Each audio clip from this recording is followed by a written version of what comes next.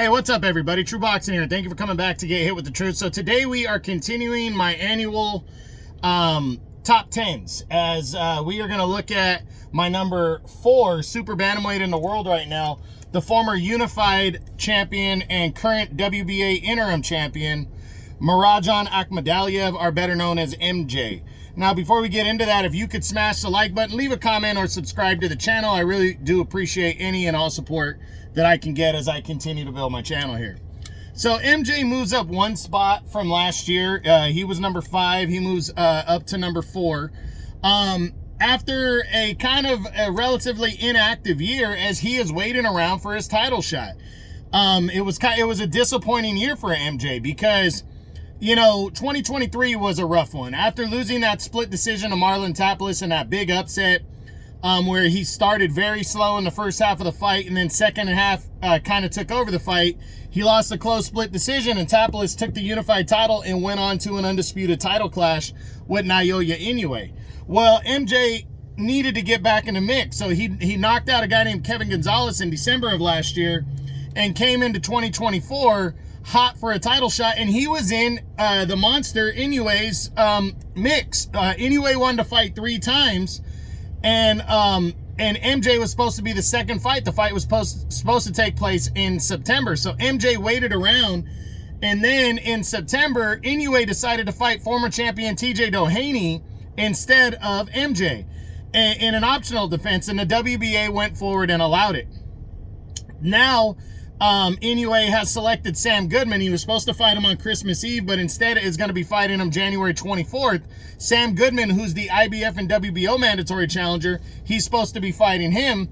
MJ captured the vacant interim title on December 14th when he destroyed Ricardo Franco with a 3rd round TKO, but now does not know when or if or when he is going to get his undisputed title shot against Naoya Inoue. Right now, the talks are that Inoue is going to potentially fight undefeated David Picasso in May, and I don't know how the WBA is going to react to that. MJ said he doesn't want Inoue to get stripped. He wants to fight Inoue for the undisputed title, but the WBA might be forced to strip him or come up with some different version, or have MJ become the regular champion. Something along those lines to determine if he's going to get the shot at MJ. I really hope, because MJ is still in his prime. He's 30 years old, 13-1, 10 knockouts. I think if he were to fight Taplis again, he'd dominate Marlon Taplis in a rematch. I think Inoue is probably the toughest guy and the best opponent that is established that Inoue could fight at 122 right now. But he really did himself a disservice. That loss against Taplis, that split decision loss, really killed, MJ's stock, because he already would have fought Naoya Inoue last year if that didn't happen. But Naoya Inoue came out and admitted that he defeated Marlon, that MJ lost to Marlon Taplis and Inoue destroyed Marlon Taplis. So he's already said he's not a big name. Why do I need to fight him?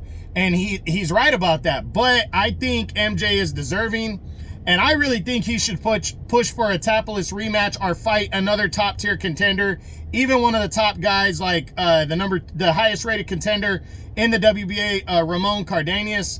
He should fight one of those guys in the first half of the year if Inoue does not fight him. But he really needs to push for that Inoue fight for maybe May. You know, really push for that, really put pressure on the WBA, let them know he's not going to take step aside money, and have Inoue, because if Inoue wants to stay undisputed, he has to fight him, because he's being too nice and he's waiting around too long, and he's really pissing away his professional career waiting around for this title shot.